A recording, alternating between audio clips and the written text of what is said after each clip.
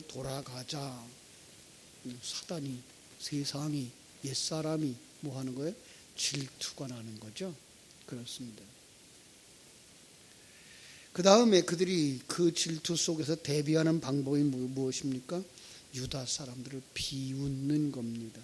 그래서 2절, 자기 형제들과 사마리아 군대 앞에서 일러 말하되 이 미약한 유다 사람들이 하는 일이 무엇인가? 스스로 견고하게 하려는가? 제사를 드리려는가? 하루의 일을 마치려는가? 불탄 돌을 흙무더기에서 다시 일으키려는가?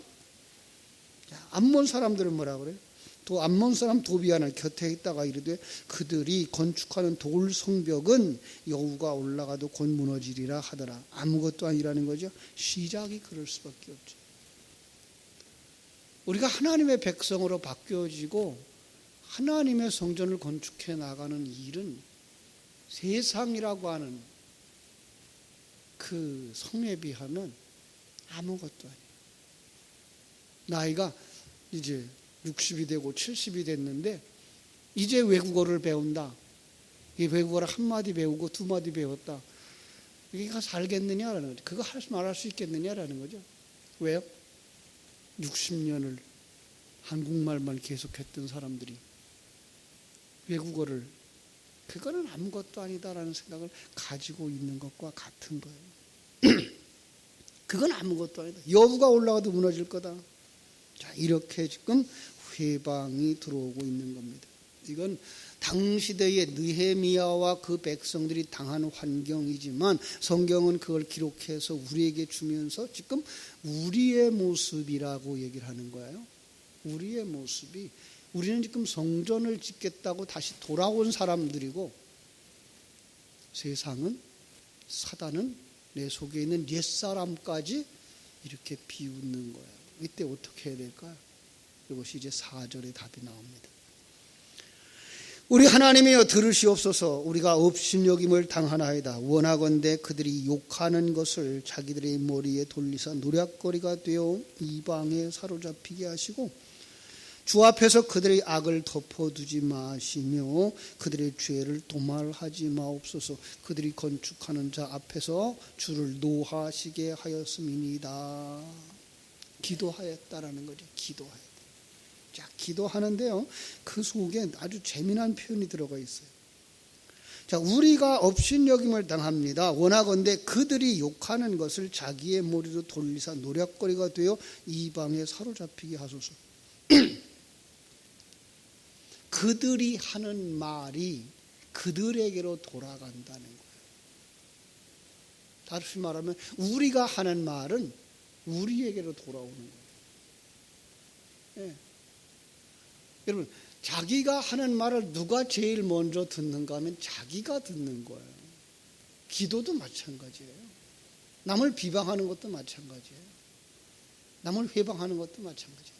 부정적인 이야기를 계속하면, 부정적인 이야기를 하는 사람, 상대방이 듣고 전해 듣기 전에 자기 마음속에 이미 부정적인 생각으로 차는 거예요. 세상적인 이야기를 계속하는 사람은 세상적인 이야기가 그 사람의 가슴 속에 계속 쌓이는 거예요. 그러면 어떻게 되죠? 망하는 거예요. 당연한 이치예요. 자, 참으로 우리는 어려운 일을 만났을 때 어떻게 됩니까? 기도해야 됩니다. 좋은 사람들을 만나기 위해서도 기도해야 되고요. 선견지명과 좋은 판단을 위해서도 기도해야 되고요. 추진력을 위해서도 기도해야 되고요. 전문 지식도 얻어야 됩니다. 그러나 더 중요한 것은 우리가 하나님 앞에 기도하는 것입니다. 기도라는 것, 우리가 다시 한번 생각해 봐요. 무조건 구하면 얻는 것, 그것이 기도가 아니라 하나님에 대한 진리를 되새김질하는 것. 저는 요즘 들어서 이걸 조금 더 확대 해석하기 시작했는데, 세상 사람들도 기도하는데 세상 사람들은 뭘 기도해요? 세상 사람들은 이 세상 것을 구해요. 그럼 세상 것을 구하면 그들의 가슴 속에 그 세상 것이 계속 쌓이게 돼요. 세상 것으로 응답되어진다. 하나님의 백성들은요, 이거예요. 하나님에 관한 것, 하나님의 일하심에 관한 것, 그리고 하나님이 우리를 향하신 그 목적을 되새김질하는 것.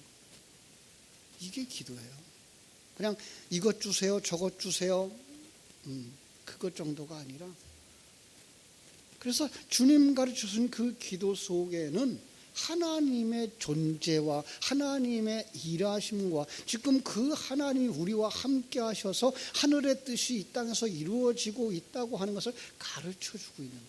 그걸 되새김질하면 우리는 하나님을 알게 되어지고, 성부 하나님의 계획을 알게 되어지고, 성자 하나님의 일하심을 알게 되어지고, 성령 하나님이 우리 속에서 일하시고 계시며 지금 우리가 살아가는 삶의 환경 속에서 하나님이 나를 가장 좋은 곳으로 인도하고 있다는 것. 선을 행하시는 분이 하나님이라는 것. 그것이 기도 속에 담겨져 있어서 그것을 구하면 그것이 성취되어지도록 우리 하나님이 역사하시는 거예요. 이게 기도예요. 우리가 이 새벽을 깨워서 주님 앞에 나와 기도해야 되는 것 가운데 가장 중요한 부분은 여기에 있어요. 물론 답답하면 이 세상의 문제 가지고 나와서 하나님 앞에 부르짖어 기도할 수 있어요. 문제를 놓고 안타까움을 놓고 내려놓고 기도할 수 있어요. 그러나 그것보다도 더 중요한 것, 나의 뜻대로 되지 말게 하시고 아버지의 뜻대로 이루어지기를 원합니다의 그 속에서 아버지를 알게 되어지고, 아버지의 뜻을 알게 되어지고, 아버지가 무슨 일을 하고 있는지를 알게 되어지고, 거기에 자기를 맡겨갈 수 있을 때 평안을 느낄 수 있고, 이 풍랑 인연하여서 더 빨리 갑니다를 노래할 수 있게 되는 것입니다. 그래야 하나님이 보여요. 그 기도 속에서만 하나님이 보여요. 그 기도 속에서만 나와 함께 하시는 그 하나님의 일하심이 보이고, 내가 이 사망의 음침한 골짜기를 지나고 있다는 것이 보여지고, 완성되어지면 우리가 천국에 들어갈 것이라고 하는 것이 보여지며, 지금 내가 하는 일 속에서도 하나님이 함께 하시고, 이 나라 가운데서도 하나님이 함께 하시고, 우리 자녀들 속에도 하나님이 함께 하신다는 것을 믿을 때 뭐 할 수 있어요? 평강을 돌릴 수가 있는 거죠. 감사할 수 있는 거죠. 찬송할 수 있는 거죠. 그것이 바로 성도들인 거예요. 하나님은 그 열매를 맺게 하시기를 원하는 거예요. 그런데 그 열매가 우리의 힘으로 안 돼요. 하나님의 힘으로만 되어져요. 다시 말하면 진리의 말씀을 되새김질할 때 그 진리의 말씀만이 우리를 그렇게 변화시킬 수 있는 거예요. 그래서 되새김질이라고 하는 것, 그것을 다시 말해서 기도라는 말로 바꿔낼 수 있는 것입니다. 그래서 주님은 제자들에게 그렇게 얘기하죠. 시험에 들지 않도록 기도하라. 깨어 있어서 기도하라. 세상적인 관점, 세상적인 가치관, 세상적인 욕망에 빠지지 않기 위해서 우리는 하나님을 바라다보고 하나님의 안목을 가질 수 있도록, 하나님의 일하심에서 눈을 떼지 않도록, 그리고 그분과 함께 발맞추어 자기를 부인하고 자기 십자가를 지고 주를 쫓아가는 자가 되기를 위해서 기도해야 된다고 하는 사실입니다. 아무리 위협해도 그 기도를 가진 사람들은 두려워하지 않습니다. 뿐만 아니라 어떻게 해야 될지를 알게 됩니다. 예. 그 성경 속의 인물들은 바로 그런 사람들이었습니다. 다니엘 기도하는 사람이었습니다. 사자굴에 두렵지가 않습니다. 풀무불 두렵지가 않습니다. 왜죠? 거기서도 하나님이 나와 함께 하시고 완성시켜서 데려가실 것이고, 완성되어지기 전에는 우리는 이 세상 떠나지 않는다는 사실, 그 믿음을 가지고 있기 때문에 하나님이 그들을 어디에 세워도 그들은 두려워하지 않습니다. 그걸 갖다 히브리서는 뭐라 그래? 세상이 감당치 못하더라 라고 말하는 거죠. 여기에 다 그렇게 계속해서 방해 공작이 심해집니다. 그러자 6절, 7절 산발랏과 도비아와 아비아 사람들과 암몬 사람들과 아스돗 사람들이 예루살렘 성이 중수되어 그 허물어진 틈이 메꾸어져 간다 함을 듣고 심히 분노하여, 여기도 또 분노가 나오죠. 다 함께 꾀하기를 예루살렘으로 가서 치고 그곳을 요란하게 하자 하기로 그들이 공격해 들어옵니다. 그러면 어떻게 됩니까? 9절 우리가 우리 하나님께 기도하며 그들로 말미암아 파수꾼을 두어 주야로 방비하는데, 그렇습니다. 방해 공작이 심해질수록, 하나님의 회방이 심해질수록 하나님의 사람들은 어떻게 된다고요? 기도하고, 기도하는 것으로 끝나지 않아요. 그것이 생명이 되어지고 그것이 능력이 되어지면 그 다음에 뭐가 돼요? 하나님의 전신갑주를 입고 그들과 싸우고자 나오는 거죠. 그렇습니다. 파수꾼을 두어서 밤낮으로 그곳을 지키는 것입니다. 하나님의 전신갑주, 구원의 투구를 써야 되고, 의의 흉배를 붙여야 되고, 진리의 허리띠를 띄어야 되고, 복음의 예비한 신을 신어야 되고, 믿음의 방패를 가져야 되고, 말씀의 검을 가져야 되는 거죠. 그래야 뭐 할 수 있어요? 사단의 공격을, 세상의 회방을 이길 수가 있는 거예요. 우리는 그저 기도만 하고 있다는 건 안 되는 거예요. 말씀 앞에 서야 되는 거예요. 말씀을 가져야 되는 거예요. 그 말씀이 생명이 될 수 있도록 나가야 되는 거죠. 그것이 뭐예요? 무기를 가지고 이제 대비하는 거죠. 자, 그들은 어떻게 말합니까? 10절 유다 사람들은 이르기를 흙무더기가 아직도 많거늘 짐을 나르는 자의 힘이 다 빠졌으니 우리가 성을 건축하지 못하리라. 이 낙심이 들어오기 시작하는 거예요. 어떤 일을 하다가 이 낙심하는 것만큼 힘들 때가 없어요. 사실은 낙심은 어떤 면에 불신앙이거든요. 하나님이 계시고 하나님이 역사를 주장하시고 하나님이 내 인생을 주장하시며 이 환경을 통해서 나를 만들고 있다고 하는 이 확실한 믿음에서부터 약해져가요. 아주 쉬운 얘기로, 그러면 예수님을 바라보고 파도를 딛고서 서서 예수님 앞에 걸어가던 베드로가 그 문제 앞에서 어떻게 돼요? 물에 빠지는 거예요. 낙심되어지면 그 속으로 빠져들어가는 거예요. 대적의 모습이 보여지고 자기 앞에 있는 난관이 보여지는 거예요. 그러면 무너지는 거예요. 하나님의 일하심이 보여지고 하나님이 주신 소망이 보여지고 하나님이 함께 하시기 때문에 이걸 돌파해서 일이 되게 하실 거다라고 하는 믿음이 있으면 그 파도를 딛고 서는데 문제가 되지를 않는데 풍랑이 무서운 거예요. 방해가 무서운 거예요. 회방이 무서운 거예요. 그러면 어떻게 돼요? 우리는 약해요. 얼마나 약해요? 하나님의 존재는 잘 안 보이고 이 세상의 문제들은 크게 보이기 때문에 그 문제 속에 빠져들어가요. 많은 성도들의 실패가 여기에 있습니다. 진정한 믿음으로 나가지 못하는 이유가 여기에 있습니다. 처음 사랑을 버리고 세상으로 종교화되어지는 이유가 바로 여기에 있습니다. 여러분, 정말로 하나님께서 주시는 은혜로 말미암아 이 낙심하는 자리에서 일어나게 되기를 주님의 이름으로 축원합니다. 나는 할 수 없다라고 하는 그 연약함, 여러분, 그것은 우리를 넘어지게 만들고 쓰러지게 만듭니다. 산상수훈을 보면은요, 마가복음 9장에 보면은 산상수훈을 마치고서 산에서 내려옵니다. 그때에 귀신 들린 아이를 데리고 오는 아버지가 나와요.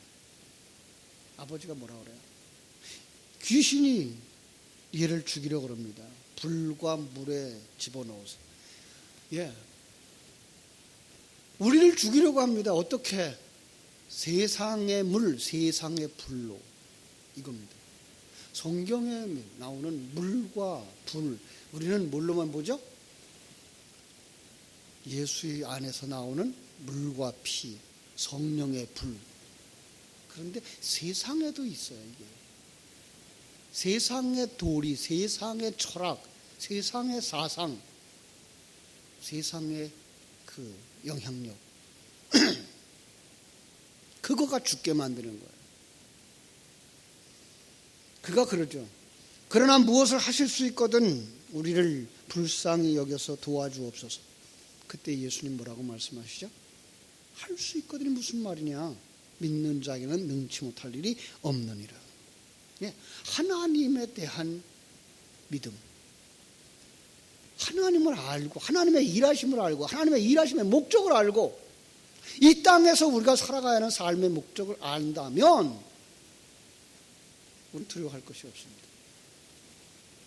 그리고 우리 안에서 일하시는 그분을 믿을 수만 있다면 우리는 결코 능치 못할 일이 없는 줄로 믿습니다. 이 세상 속에서 큰 일을 한다, 세상 속에서 이 일 저 일을 한다가 아니라 우리는 하나님의 성전으로 완성되어져 가는 그 길에 불가능은 없습니다. 나이가 많다고요? 아니요. 아브라함은 75세에 시작했습니다. 모세는 80살에 시작했습니다. 하나님이 함께 하심을 믿는 그 믿음 안에서 여러분 오늘이 가장 중요한 날. 지나간 과거는 그렇게 중요하지 않습니다. 오늘이 중요하고 내일이 중요합니다. 그런데 내일을 위하여서는 오늘 준비하지 않으면 안 되는 것입니다. 자, 그래서 어떻게 합니까? 11절. 우리의 원수들은 이르기를 그들이 알지 못하고 보지 못하는 사이에 우리가 그들 가운데 달려들어가서 사륙하여 역사를 그치자 하리라 하고 그 원수들이 근처에 거주하는 유다 사람들 그 각처에서 와서 10번이나 우리에게 말하기를 너희가 우리에게로 와야 하리라 하고 하기로 이게 소문이에요. 그리고 그들의 공격이에요. 끊임없이 공격해 오는 거예요. 끊임없이 낙심을 유도하는 거예요. 이제 그만두라는 거죠. 하지 말라는 거죠. 안 된다는 거죠. 그래서 내가 13절 성벽 뒤에 낮고 넓은 곳에 백성이 그들의 종족을 따라 칼과 창과 활을 가지고 서 있게 하고 그들에게 이제 무장을 시켰어요. 하나님의 전신갑주를 입혔어요. 그리고 그걸로 끝나지 않아요. 뭐 하죠? 에베소 6장에서 하나님의 전신갑주를 입고 어떻게 돼요? 기도를 해야 되는 거죠. 거기서 이 14절을 우리는 볼 수가 있습니다. 내가 돌아본 후에 일어나서 귀족에게 또 민장들과 남은 백성들에게 말하기를 너희는 그들을 두려워하지 말고 지극히 크시고 두려우신 주를 기억하고 온전케 하시는 이 예수를 바라보고 너희 형제와 자녀와 아내와 집을 위하여 싸우라. 때로는 사람들이 자기 한 사람만 보기 때문에 넘어질 수 있습니다. 그때에 바로 너와 내 환경들을 내게 준 그 사명을 다시 한번 불러 일으키라는 겁니다. 그렇습니다. 우리는 내 자녀들을 위하여 축복의 통로가 되어줘야 됩니다. 내 가족을 위하여서 우리가 앞장서 싸우는 자들이 되어줘야 됩니다. 우리의 믿음이 무너지면 우리 자손들의 믿음이 무너집니다. 다음 세대의 믿음이 무너집니다. 그래서 우리는 정말로 우리 자신들이 성전으로 완성되어지는 것보다 더 중요하게 여겨야 될 것. 내 자녀들을 위하여, 내 가족을 위하여, 내 나라와 민족을 위하여서 일어서야 되는 것입니다. 악한 마귀 권세와 싸워야 되는 것입니다. 오늘 이 새벽에 다시 한번 점검해 보십시다. 우리를 넘어뜨리고 있는, 넘어지게 만드는 세상의 것들이 무엇인가? 그때에 하나님은 우리에게 뭐라고 말씀하시며 우리는 지금 어떻게 무장하고 있는가? 그리고 그것이 내가 알고 있는 그 지식이, 하나님에 관한 그 지식이 생명이 되어지고 있는가? 그것이 내 삶의 능력이 되어지고 있는가? 그렇지 못하다면 그 이유는 어디에 있는가? 여러분들이 그 진리를 되새김질하지 않고 있기 때문 아닙니까? 그렇다면 이 새벽에 다시 한번 우리를 회방하러 들어오는 여러 가지 세상과 사단의 공격을 대비할 하나님의 전신갑주를 다시 착용하십시오. 그리고 기도하십시오. 주께서 여러분과 함께 하셔서 여러분 앞에 펼쳐진 전쟁에 승리하게 해 주실 줄로 믿습니다. 기도하겠습니다. 하나님 우리 아버지 크신 은혜와 사랑을 감사합니다.